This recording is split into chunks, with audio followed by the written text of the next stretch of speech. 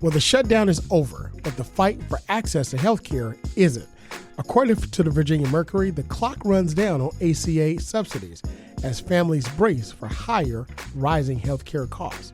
And also, according to the Virginia Mercury, Witten and Kiggins, it's time for them to serve constituents and not Trump. It's Stay the Water. I'm your host, Eric LaVille, and you're joining us for our show as we take a look at rising healthcare costs post the shutdown. Once again, we want to thank you for joining us here on Stay the Water as we bring movers, shakers, and policymakers to you to discuss issues important to the community. And we also want to thank you as you are joining us and hope you had a phenomenal Thanksgiving holiday. There is so much to be thankful for as we go into the holiday season. A lot has happened. Many people have been hurting because of the government shutdown and also the cuts and the economy itself. But one thing we do know is we thank God for life and good health as we continue to have a fighting chance each and every day. Also, I'm thankful to always be broadcasting from the campus of the Norfolk State University, home of the Spartan Nation, for none other than WNSB, Hot 91, the soul of VA. You know, as we talk about good health and waking up and God blessing us with the ability of our limbs and activity and in our right mind, I used to hear the old saints give that testimony in church. As a kid, you don't know what they're talking about because you just pop up as a kid. But as you get older, a few more moons behind you, you do understand exactly what they are saying. So good health is something that, you know, you can't take for granted. As a matter of fact, I've heard this saying, it says health is wealth, right? But good health is great wealth.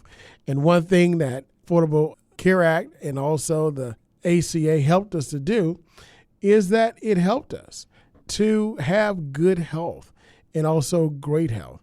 But unfortunately, what is happening is that the subsidies for this health care for all citizens, also known as Obamacare, you know, it is now getting ready to fade away. Those subsidies are getting ready to go away because they were not extended for individuals for coverage. Of course, in the One Big Beautiful Bill, we saw this, the monies being cut and shifted for Medicaid in order to pay for tax cuts. So with this, we see a lot of individuals in America that are going to start to lose health care. Now, according to the Virginia Mercury, it says the clock is running down on ACA subsidies as families brace for rising health care costs. Now, we're going to talk about the increase in those costs and the amount for Virginia and what we could see, because it's very alarming, you know, when you actually look at it. But one of Virginia's federal lawmakers, according to the Virginia Mercury, advocates on last Wednesday renewed their warning that allowing enhanced Affordable Care Act subsidies, premiums, and could push thousands of Virginians off their coverage, forcing families to choose between insurance and basic necessities. Now, press conference, which was hosted by Protect Our Care, U.S. Representative Jennifer McClellan, Democrat out of Richmond, she underscored those stakes by recalling the day her daughter was born 9 weeks early, a medical emergency. She said she only survived financially because she had insurance. She says that 10 years ago, her daughter, Samantha, was born by emergency C-section when her placenta had ruptured, and she said they both nearly died. She spent 6 weeks, her daughter, in ICU, that's neonatal. And because she had employer-provided insurance, she could focus on recovery without having to worry about how she was going to pay those costs. She said that experience, she added, is why she pushed to expand Medicaid and establish Virginia's state-based exchange as a state legislature to ensure that, quote, every pregnant woman had the ability to have insurance so that she could have a healthy pregnancy, a full-term birth, and yes, a healthy child. So she also warned that maternal and infant health outcomes are already worsening. And she said that the United States has one of the highest preterm birth rates in the world. And of course, this gave March of Dimes scorecard, gave the country a D- and reported that 10.4% of babies are born preterm. And of course, here in Virginia, earned an F in 3 cities, Virginia Beach, Norfolk, and Richmond. So Hampton Roads was represented in that, not for a good thing, but for something that is definitely eye-opening. Now, Congresswoman McClellan, she stated that things could get worse at the first of the year because millions will face losing coverage from major Medicaid cuts and the expiration of ACA subsidies. So she said if the credits lapse, 106,000 Virginians will drop out of the marketplace. 47,000 are estimated to remain uninsured because they won't be able to get insurance for other needs. Now, let's take a look at the rising costs. Well, first of all, before we go there, there's been a lot in the news lately about women, especially African-American women, experiencing discrimination and harsh treatment at hospitals when giving birth. Some of it was very hard to watch, and it shows that not just health insurance, but also how you're treated in these facilities also matters as well. So it showed us that there's still a lot of work to do when we're cutting costs. The government is cutting costs under this administration, cutting back staff, cutting back studies when it's still needed in order to provide the high-level care that we need. So let's take a look at what this is. Now, again, we mentioned the amount of cuts that we're going to get. We're going to look at the rippling effects. And we're going to look at the breaking point that many families are at right now, even before these cuts come into focus. Now, again, because of the non-extending of these tax subsidies, because the shutdown ended with Democrats not getting what they really fought for, which were fighting for health care not to rise, the cost not to rise. Costs are going up. Premiums are going up. Now it sits squarely in the lap of the Republican Party, or the party in control, to come up with a solution. So let's look at these costs. According to Virginia Mercury, the ACA's enhanced premium tax credits have made coverage more affordable for millions since 2021. Now, in Virginia, roughly 400,000 people use the marketplace, and as many as 100,000 could fall off their plans if the credit expires. Not if, but when it does. So I want to make sure we understand that the Republicans, Congress, they're not going to extend these cuts. Not going to extend these tax credits. They're going to end. So healthcare leaders, according to Virginia Mercury, have called the potential fallout a bit of a tsunami, warning that premiums, get ready for this, your premium will rise by 30 to 50% next year. 30 to 50% next year. So that means, let's just, break it down, look at it. If you're paying $1,000 per month, let's just say for your healthcare premium, that can go up to, again, $1,300 or $1,500 just by 1 year. Now, advocates on Virginia's call said that the efforts go far beyond monthly bills. So let's take a look at what a licensed clinical social worker from Roanoke County said, who earned a PhD. She said her daughter was born prematurely with a severe brain hemorrhage requiring a stint of months in NICU care. She said these are lifelong challenges, according to the mother. Without stable insurance, children can grow into adults with chronic medical illnesses or issues. Another former Virginia resident, now residing in Washington, D.C., said her son's premature birth generated, guess how much in bills? $130,000 in medical bills, all covered by insurance. Now, later, marketplace coverage was actually pretty affordable, she said, until premiums began to spike. So guess what? She faces now an $800 to $900 monthly increase. An increase. So her heart breaks for moms who are having to make that choice between health care coverage and putting food on the table, or gas, or keeping lights on. So when we take a look at this, what happens? On the federal level, the question is whether to renew the enhanced ACA subsidies. But President Trump has urged Republicans not to extend them, arguing on the November 18 Truth Social post that they only benefit insurance companies. But we're seeing now, by these real-life stories, it's just not insurance companies that are benefiting, but they are benefiting families. Now, instead, President Trump and some GOP lawmakers floated alternatives, including directing assistance to health savings accounts or allowing cheaper, less comprehensive plans. But those concepts are currently being drafted into proposals. Again, proposals. Now, keep in mind, since the Affordable Care Act, Republicans have an opportunity. That was roughly, you're looking at, since Obama first term in office, 2008, 2009. They've had since 2009 really to work on this.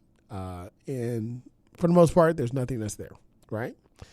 So Democrats in Congress, including Congresswoman McClellan and some Republicans, argue the credits must be renewed before the year's end. The debate has become intertwined, according to Virginia Mercury, with broader budget negotiations that resulted in the longest federal government shutdown in nation's history. But again, the only thing that came out of that was that the Senate agreed to give a vote. Okay, get a vote. But guess what? The House said, under Speaker Johnson, we haven't discussed a vote. So Senate can do what they want to do, but we're going to do what we want to do, which means they're not going to give a vote. Now, what does that mean? That means you don't get your congressperson on record of whether they want to vote to extend these subsidies or not. Now, what's going to happen? Here's what's going to happen. So here's a ripple effect in Virginia. If Congress allows the subsidies to lapse, premiums could jump sharply, or no, they will. The article says could, but they are on the exchange. So there's the founder, Kenda, founder of Birth and Color, said the consequences fall hardest on black mothers. She noted that black women are more than twice as likely to die in childbirth as white women. And black babies are 57% more likely to be born preterm. Now, with that, I mentioned earlier, there's been a lot of publicity on social media about women, black women in labor and being treated the way they're treated in hospitals. And one of the things that you have to get, all of us have to get an annual. You got to get an annual physical. You got to go to the dentist. You got to, take care of yourself. But prenatal care is very important. It helps to determine, in large part, the health of your child, before they even come into the world. But again, when you're looking at determining whether you're going to put food on the table, gas in the car, pay your light bill, keep the electricity on, or have health insurance, a lot of people are going to make that decision of what it really means to live day to day as opposed to taking a chance on what is the unknown. So let's take a look at what is happening already. Approximately 52,000 people lost health insurance between 2023 and 2024, including around 11,500 children. Now, again, this according to the founder of Birth and Color. Now, without coverage, fewer expecting moms are getting the prenatal care, as I just stated. Maternal health care advocates also warn of the cascading effects. According to Amy Hammond, Executive Director of Postpartum Support Virginia, she said that pregnant people with mental health conditions are 50% more likely to give birth prematurely, and mothers at NICU babies have up to a 70% risk of postpartum depression. And, she also said that higher premiums are a barrier to accessing adequate care before, during, after pregnancy, which ultimately costs taxpayers more. About postpartum depression, it's real. A lot of our women, a lot of mothers experience this, and there's a ripple effect on the children upon how the person's mental health, the household itself. There's a lot at stake here. You may just think going to the hospital, having a child is that's all it is, but there's a lot that happens, and this is just one aspect of healthcare coverage when we start to look at this. And the reason why there's a main focus on this is because, again, we look at Congresswoman McClellan giving her real life story of someone who basically, because she had health insurance, she's able to focus on recovery as opposed to how she's going to pay those bills. And she gives that story a lot. I hear it, and it's as powerful as the first time that I've heard it. So again, these are real issues when we talk about health care itself. So let's look at what, families being at a breaking point. What does this mean? So according to Virginia Mercury, for families living paycheck to paycheck, the fight in Washington translates directly into skipped appointments and strained budgets. Again, are you going to, if you have to say, hey, I need to go see this doctor, I got to pay a copay now of $40 or $50 as opposed to $20, and gas is going up, or you got to make a decision whether you're going to buy this rice and beans and box of Jiffy cornbread or whatever meal you use, and hopefully find a meat that's on sale. Or are you going to make that doctor's appointment? With that last $40, a lot of people are going to make a decision to eat that day as opposed to the appointment. So that's what we're finding that's going to happen as a cascade of effects. Not only that, but a lot of families may feel trapped between necessity and affordability. So we talk about these real decisions being made. So let's talk about the Virginia marketplace. Again, it was set up to have affordable insurance, but look at what's happening. Virginia's marketplace, they're already bracing for instability. Some insurers, including Aetna, plan to exit next year, citing uncertainty tied to the subsidies. Okay. Nationally, as many as 17 million Americans could lose their coverage on the Trump-aligned proposals that allow the subsidies to expire. 17 million Americans. Okay. Now, with enhanced subsidies set to end December 31st, lawmakers say time is running short. As a matter of fact, according to Congresswoman McClellan, she said millions more are about to see their health insurance premiums spike beyond their ability to afford when the enhanced premium tax credits under ACA expire at the end of the year. As a result, the cost of insurance will go up for everybody else. Now, I want us to take that in just for a quick moment, because when we talk about it going up, we're just not talking about the marketplace. So the marketplace was set up for individuals to have coverage because money has been provided. We accepted additional funding from the federal government to keep costs down. So more insurers came in to offer more competitive plans, which meant that more people went to the doctor, more people had health care, more people were able to stay healthy. And a healthy society is a productive society. Because those subsidies are leaving, they're going to expire. That means insurers say, no more money, so we're going to leave because we can't afford to offer more affordable plans. So now what happens to premiums, because you take money out of the system and you also take individuals who were covered in the system, which helps to keep prices low because you have more of a sharing of costs. That means when they're gone, insurers are gone, what happens to people who are left on insurance, whether you be on the market or not? That means your premiums go up. So this is where she said it affects all of us, because healthcare is not just a right for the wealthy or well-to-do, but it should be a human right itself. So what are we going to do? How is this going to affect us? And what are our lawmakers on the other side going to do? It's Stay the Water. I'm your host, Eric Claville, and you're joining us for our discussion on healthcare, bracing for the decline or the elimination of ACA subsidies.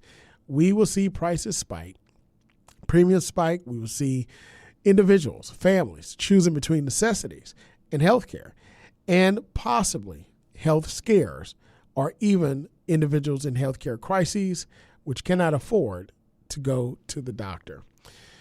Now, we mentioned earlier that the Democrats, of course, they held out as long as some felt they could have, where 8 senators broke the tie in order to end the shutdown. But they held out to protect health care. Now, of course, in the House, Republicans, they passed it easily. In the Senate, they needed 60 votes, so they got 8 centrist Democrats.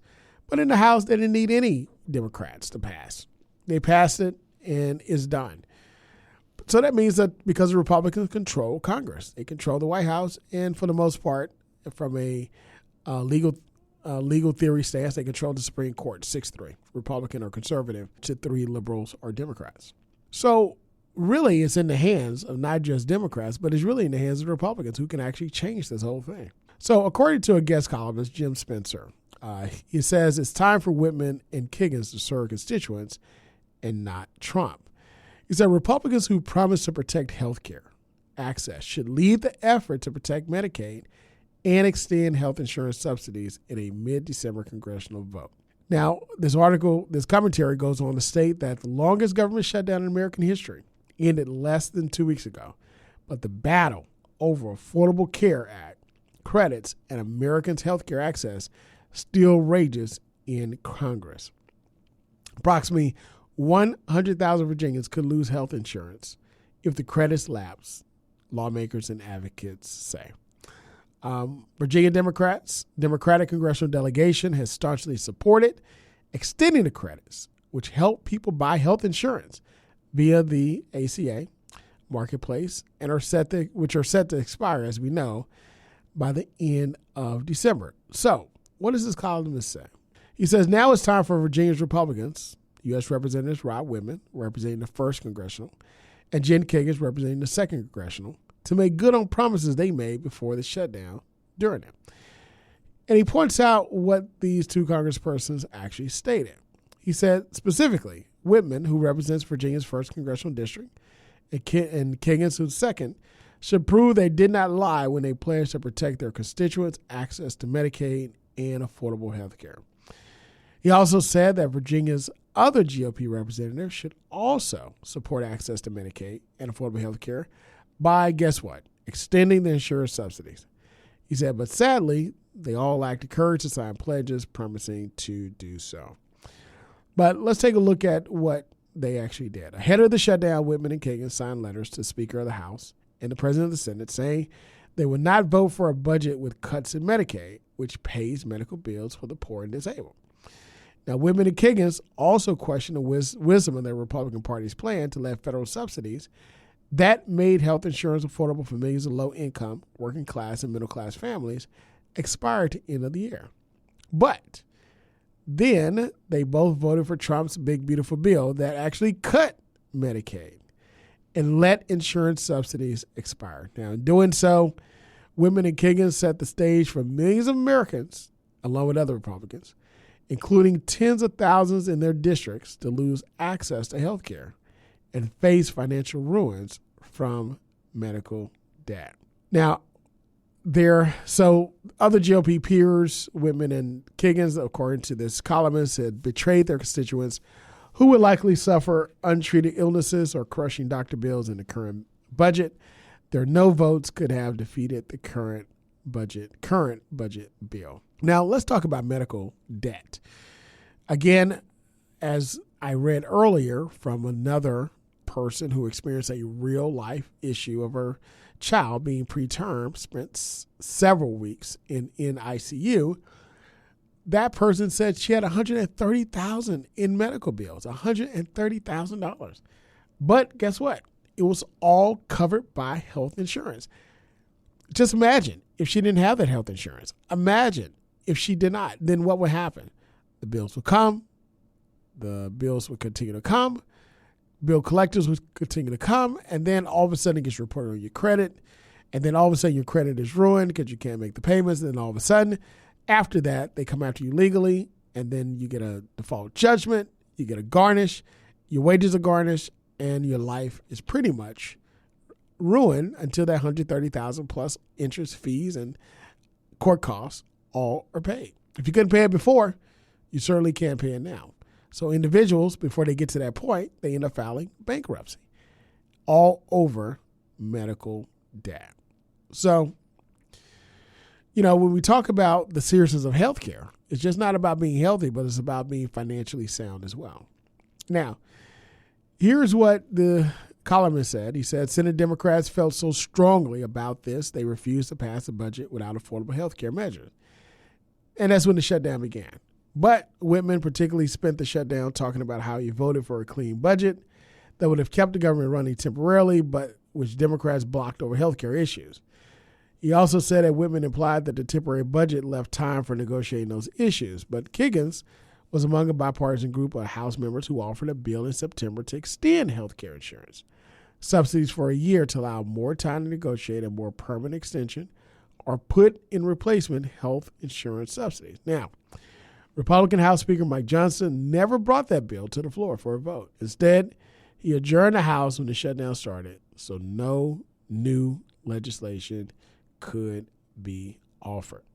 Now, of course, we know that U.S. Senator Tim Kaine was among 7 Democrats and 1 independent who broke ranks with the party's leadership to reach a compromise for the deal to reopen the government, which we know in the Senate, compromise included a guarantee of a vote on extending health insurance subsidies by mid-December in the upper chamber.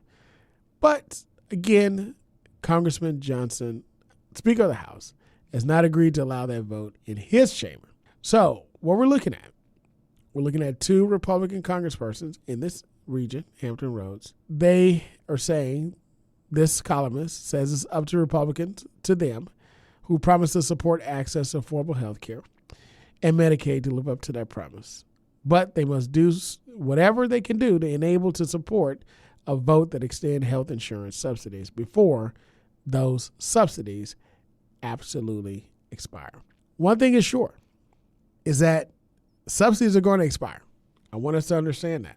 One thing is sure, is that there will not be a vote in the House. One thing is sure, is that the Republicans have had since repeal and replace.